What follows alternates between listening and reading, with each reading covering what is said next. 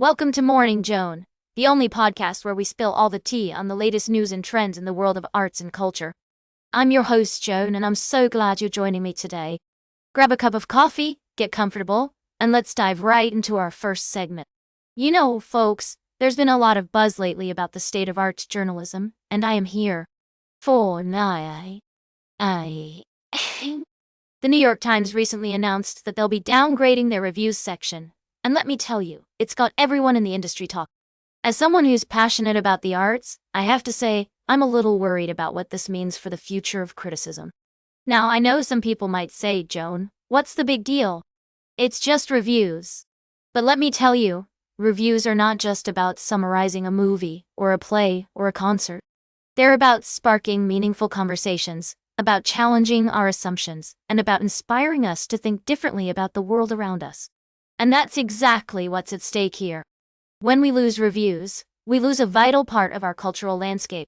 We lose the opportunity to engage with art on a deeper level, to explore its nuances and complexities, and to connect with others who share our passions. I mean, think about it. Reviews are not just about telling us what's good or bad. They're about helping us understand why something matters. They're about contextualizing art within the broader cultural conversation, and about giving us a sense of how it fits into the larger narrative of human experience. So when publications like the New York Times start to downplay reviews, it's not just a minor tweak, it's a fundamental shift in how we approach arts journalism.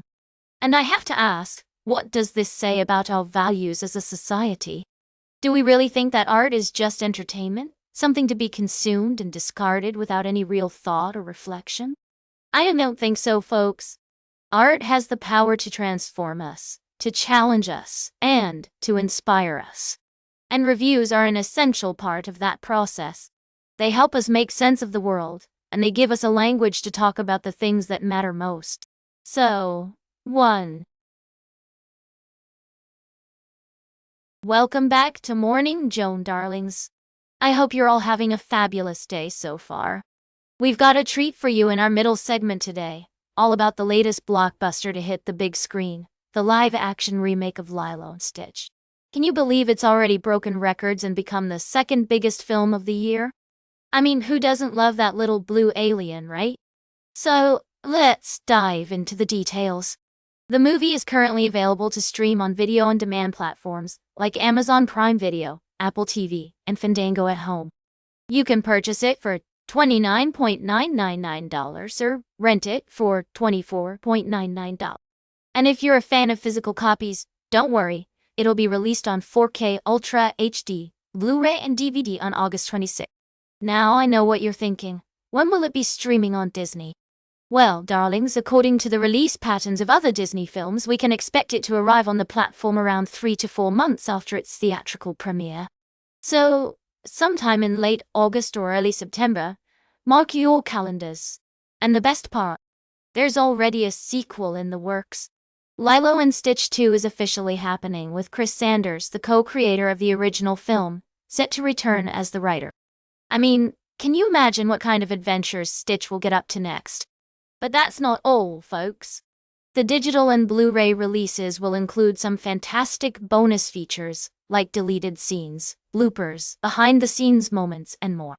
You'll even get to see scenes from the animated original alongside their live-action counterparts.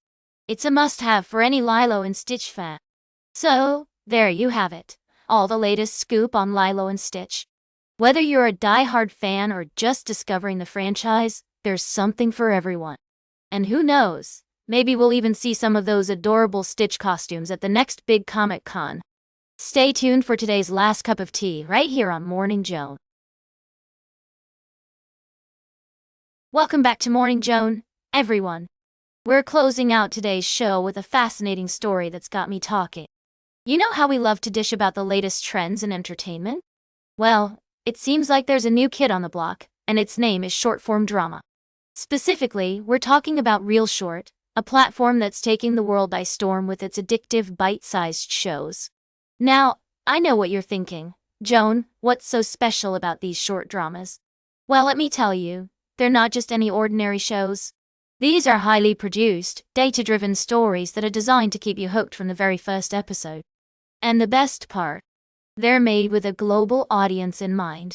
It turns out that ReelShort's parent company, Crazy Maple Studio, has its roots in China, where the concept of short-form drama originated.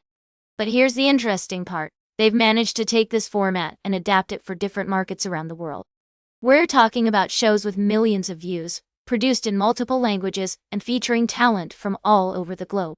I mean, can you imagine being a star in not one, not two, but 5 different languages? That's what happened to actress Nicole Maddox, who starred in ReelShort's hit show Breaking the Ice. Her fans are so devoted that they even put her face on a billboard in Times Square. Talk about dedication. But what's really behind ReelShort's success? According to insiders, it's all about data. They collect granular user data to see what works and what doesn't, and then they use those insights to create more content that keeps viewers engaged. It's like they say, if it ain't broke, don't fix it. But in this case, if it is broke, they'll fix it with a well-placed cliffhanger or a dramatic plot twist. Now, I know some of you might be thinking, Joan, this all sounds a bit formulaic. And you're right, it is. But let's be real, folks. We love a good guilty pleasure, and ReelShort is serving them up by the dozen. So there you have it, folks. The rise of short-form drama is upon us, and ReelShort is leading the charge. Whether you're a fan of romance, drama, or comedy, there's something for everyone on this platform. That's all for today's morning, Joan. Remember to like, share, and subscribe. And until next time, stay fabulous.